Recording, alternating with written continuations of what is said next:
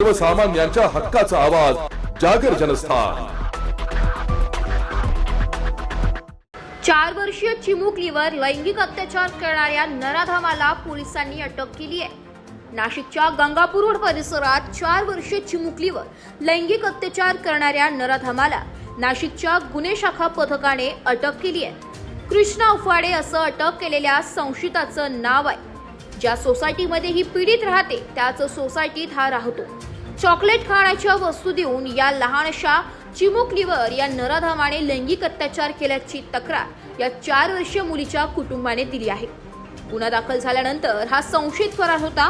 गुन्हे शाखेच्या युनिटेकच्या पथकाने या संशयिताला शहरातील कॅनडा कॉर्नर परिसरात सापळा रचून अटक केली। या संशयिताची चौकशी केली असता त्याने हा गुन्हा कबूल केला असल्याचं पोलिसांनी सांगितलंय। जागर जनस्थानसाठी प्रतिनिधी भूषण जैन, नाशिक।